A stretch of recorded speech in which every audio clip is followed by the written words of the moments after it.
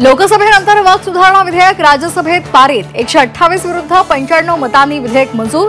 आता कायद्यामध्ये रूपांतरित होण्यापासून एक पाऊल दूर।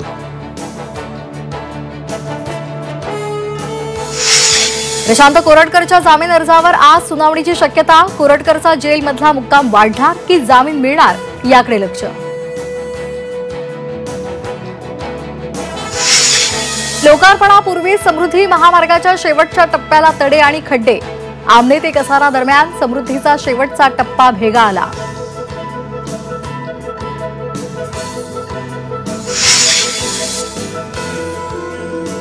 मुंबई म्हाडाच्या पत्राचाळीमधल्या 663 घरांची आज सोडत 7 एप्रिलपासून घरांचं ताबापत्र दिलं जाणार।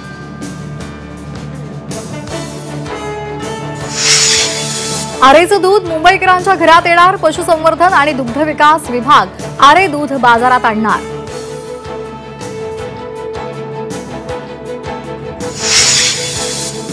राज्यात पुन्हा एकदा अवकाळीसह गारपिटीचा अंदाज। पुण्यासह 8 जिल्ह्यांना हाय अलर्ट जारी। अवकाळीचा शेतकऱ्यांना तडाखा।